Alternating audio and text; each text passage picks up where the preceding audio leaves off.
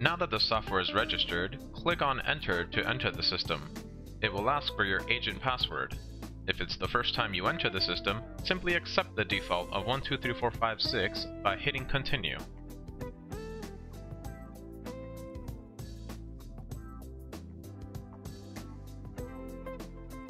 You are now on the main screen.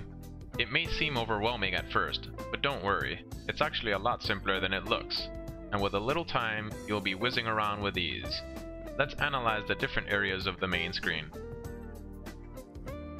At the top left are the top navigation buttons.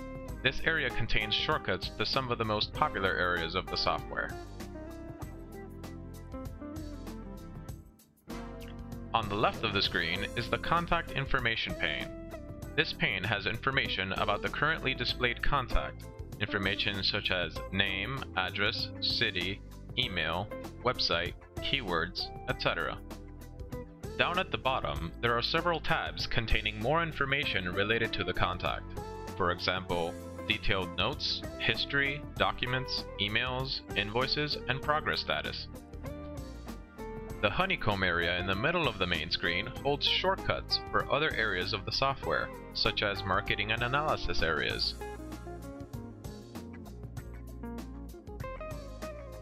On the right, there is a Groups pane, used for creating groups of contacts. Lastly, at the bottom is a Record Navigation module.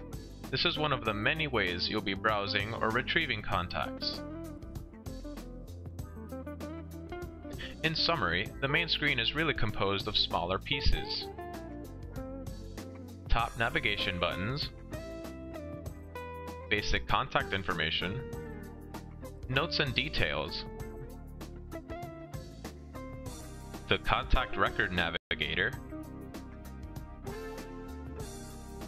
groups management boxes, and a roadmap for getting to other areas.